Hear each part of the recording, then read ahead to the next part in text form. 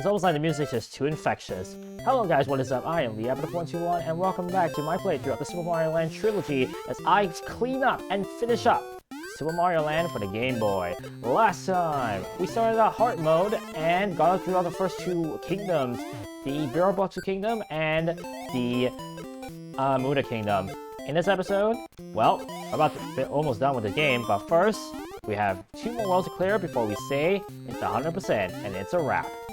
So, you guys are hyped for the end of my Super Mario Land playthrough and the continuation of my Super Mario Land trilogy playthrough. Make sure to hit the like button, subscribe for more content if you're new, and ring that bell to get notified anytime I upload on the channel. The last episode on the card, up here. Anyways, back at the Eastern Kingdom, all of these Easter heads. I don't know what it was supposed to be, but they definitely are a nice homage to Easter Island, so to speak. Although I'm not sure that it really is what Nintendo was trying to go for, but it's whatevs.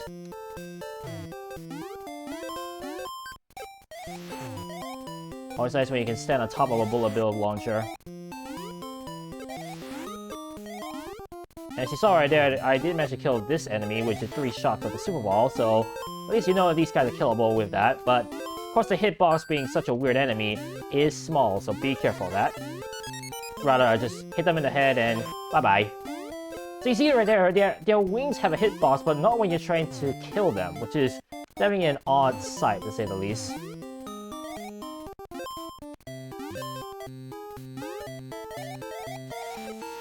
Aha! Beep beep. Keeping up the momentum right now. That's close.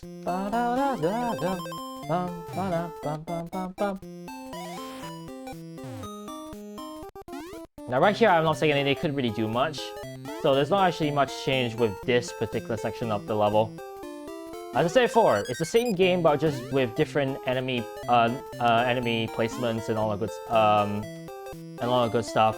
Really not much they can do with this section when it's all about hitting rocks and going above spikes. Of course, it's not a Mega Man level, otherwise if we hit the spikes, we're dead. Of course, there are a lot more counter than that, come on. Of course, with this section right here, you're gonna have to make sure you have a running jump to clear that gap, otherwise you're getting sent back to the last checkpoint.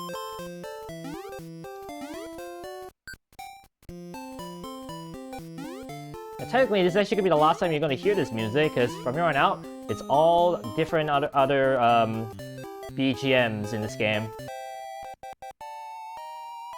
But the Birobotsu Kingdom music is just still a banger. For me, I listen to it every now and then, even the acapella remixes versions.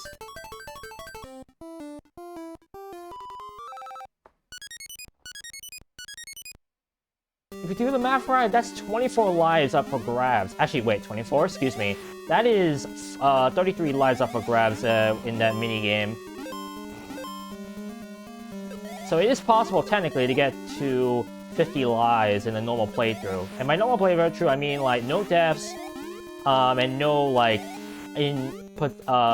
purposeful, grinding by any means. Also, that hitbox is just so awkward. Like, it's like I said, you're gonna need to be an inch off just to get make sure you don't get hit.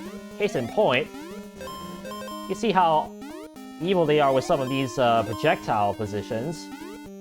Like I said, you're just hanging on for dear life to make sure you don't get hit by one of these. I thought I actually did the double right there. On that bit.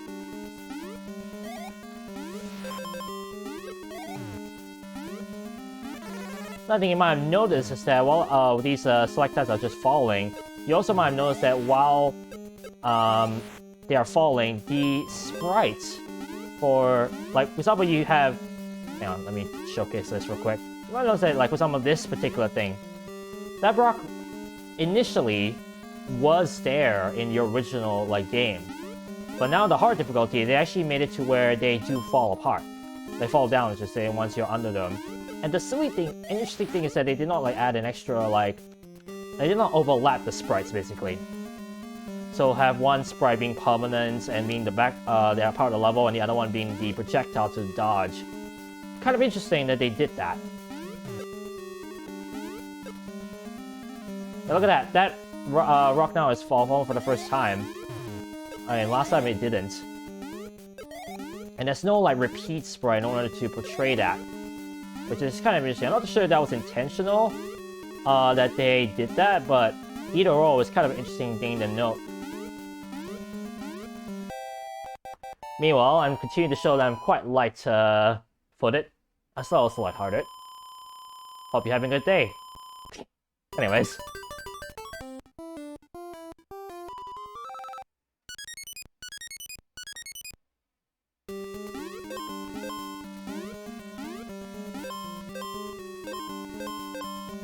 I'm very careful of the platform. Right here, once again, another segment that they really couldn't do much with in the hard difficulty. Because really all that they could do is just, like, put some, like, floating enemies. But of course, the Instant Kingdom doesn't actually have many, like, floating enemies around. And remember that these platforms, even though they're solid to us, they're actually not solid to the enemies. So if an enemy were to land on them, they will actually just fall through. Or at least I think they were programmed to fall through, so they really couldn't do much with that section. Case in point right here is another one, because quite literally have two ways to go, like up or down, and they really can't put too many enemies on top there.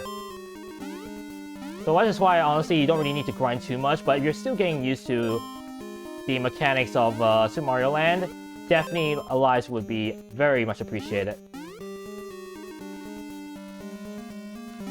By the way, that section right there where I had to duck to go through a gap while I'm on a moving platform, note that section for later in the game. Or later in my playthrough, I should say. Oh boy, this is not precarious at all.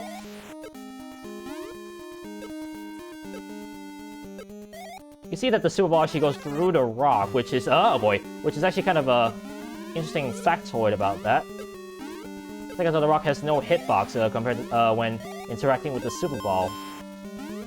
And I'm probably gonna have a lot of people asking Super Ball? No, Super Ball. Oh, shoot. Oh boy. I meant to actually show that it's a shortcut, but I failed tremendously there. There we go! That's how you do it without the Super Ball. Just jump over to the ledge and voila. And that actually is the first time I killed a boss without the Super Ball. So two ways to do it. Of course, you can see that without the Super Ball, technically it's a little bit easier / faster if you were to do it with the Super Ball, because you had to time your jumps and your Super Ball shots regularly.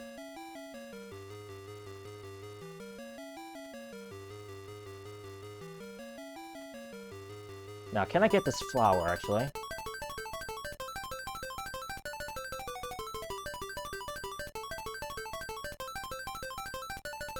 Got it!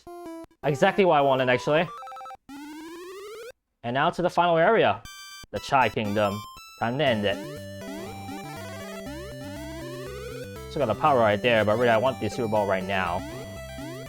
I want it right now. Got more of these girl zombies. No, not anime girl zombies. So, even though we're in this area, of course, but still quite a nice look. These guys are actually look quite cool, even though with the sprite limitation that the Game Boy actually had. Because remember, this game is meant to be a launch title. They really couldn't do much with these kind of enemies.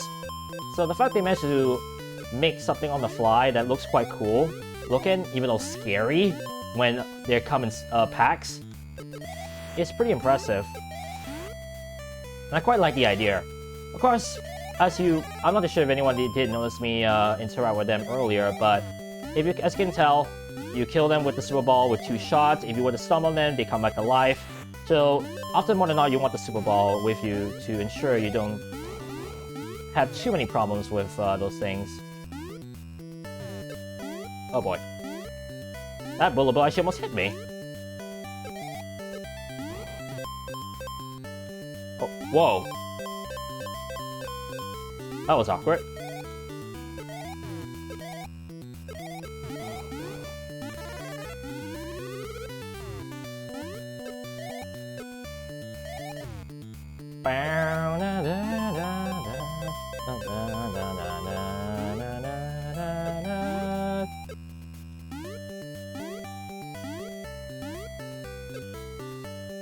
Well, a lot more enemies than usual now. course, with these pipes, they definitely can do a lot. So be careful of that.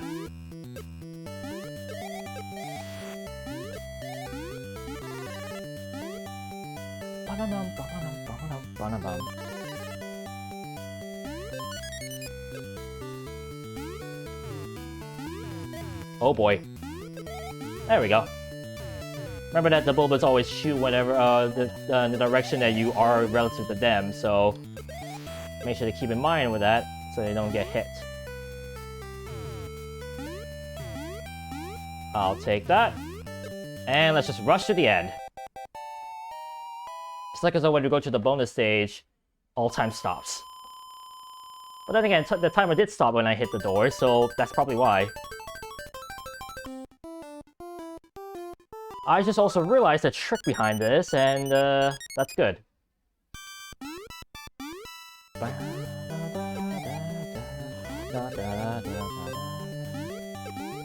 You're at the final level.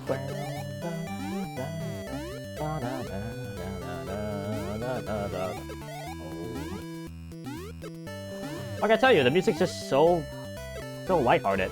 I love it. Oh, and I knew that was gonna be a hit. And I'm deciding to take the bottom route compared to the top route, which of course you can see is full of piranha plants. Although, shit, I think I might be a bit too late. Hang on. Yeah, none of these. I thought that one of them was a mushroom. Apparently not. Oh boy. You see how little room you have for error at times? Oh, case in point, look at this. Absolutely ridiculous.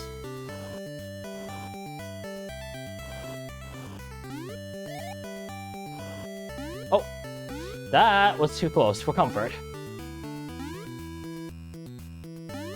Really, the only thing I can do around here is just add more of these spinny circles around blocks.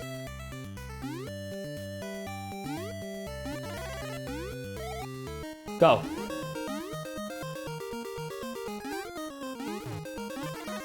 Give me that.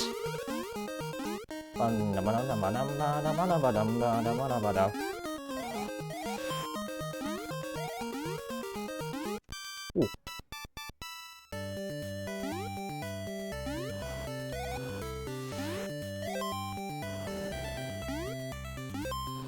Oh boy.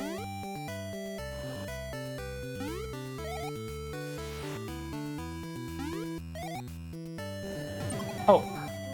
Dang it, I didn't even realize that. Ugh. That bullet bill came out of nowhere, technically, because you can see there's no bullet bill launcher as well. So that's actually the only time you see a stale bullet bill anywhere in the game without a bullet bill launcher to be around.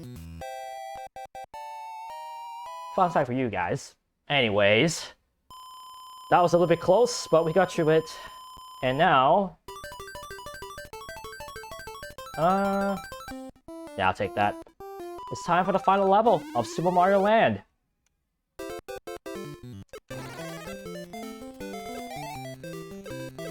Oh, wow, that was bad. Of course, you can see that even in small form, it's not also my firepower is lessened. It's just the fact that I'm small, so just don't get hit.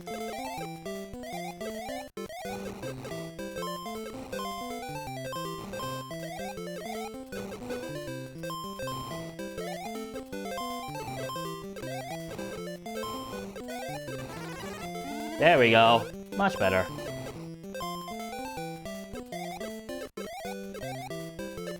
But remember that this is hard mode, so therefore they're going to throw in a lot more enemies than usual.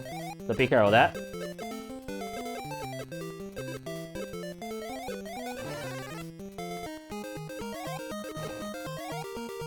Of course, if you were to chain enemies together with the star power star, you can see you can get a ton of points.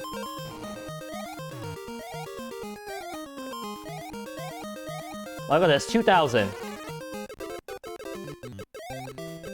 Oh. Let's remember that in this form, there's only two forms you can have. Big form and small form, that's it. Now, I would be careful around here, because sometimes there could be enemies that come out of nowhere as you go through this section. Although I don't remember off the top of my head where they are. Although right here, they can't really do much. This is pretty much the same old go through this section without getting left behind.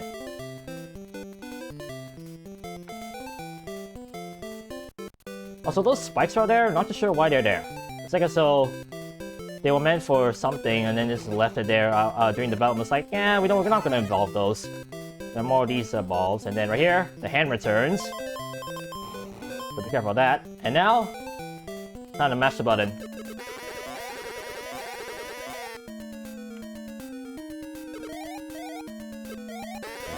There we go. And now, Tatanga time. And let's see if I can do better than last time.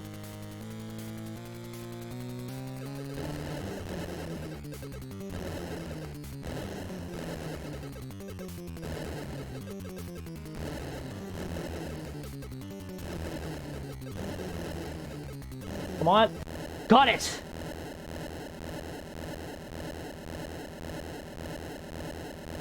And that, my friend, is Super Mario Land 100% it.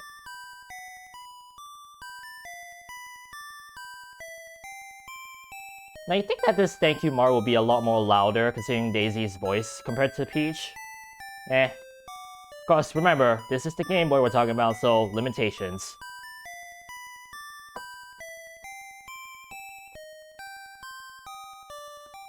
Of course, after Super Mario Land 1, they then went on to make Super Mario Bros. Deluxe? I think that was the next game they did before Super Mario Land 2? Or was that the other way around? I don't actually remember. But, oh well. Anyways, that's it. Super Mario Land is complete. That's one game down, 2 to go. My thoughts? As I said, this was the very first Super Mario game I ever completed. I remember back in the days when I was just starting getting used to gaming. This and Spawn were my first playthroughs. Of course, you remember when I did Spawn as a Let's Play, card up here, if you want to see the playlist. Those were actually the games that got me into platformers, and that was actually why I was a lot better with platformers compared to my brothers who were a lot more into the MMORPG category, so like Dota, World of Warcraft, etc. But this actually defined me as a gamer, a player who loves playing platformers, and I went on to play like the 3D Mario games, Sonic the Hedgehog, Link to the Past, and all those platformers. That was why I really enjoyed this game. And this is where, honestly, I got used to awkward platforming, you could say, because as I said before, this game has a lot different platforming mechanics compared to the original Mario Bros. Series, which is kind of cool. Well, with that's it for my playthrough of Super Mario Land. There are some things I would show, like a certain glitch with a 1-up or some other funny stuff that could happen, but I don't really plan to show them. What I do want to say though is, thank you so much for joining the ride. Of course, remember, this is not really the end of this playthrough because there's still more to go. Oh, and by the way, now I actually can choose which level I want to go to. My thing, hang on. I know it's a button. There we go. By pressing I think it was the A button, you can actually swap which level we want to go to first. So I could go back to 4-3 if I wanted to and beat up Tatanga one more time. But I'm not going to do that. Instead, I'm going to say this. Next time on the Super Mario Land Trilogy, we move on to the second game of the series, Super Mario Land 2. A game which honestly I appreciate a lot as a kid because of one very important difference between this game and the next game. You'll soon find out in due time. Thank you guys so much for watching, but remember, the adrenaline rush is real. This is Leapid121 signing out, and I'll catch you guys on episode 5 of my playthrough of the Super Mario Land Trilogy. Peace!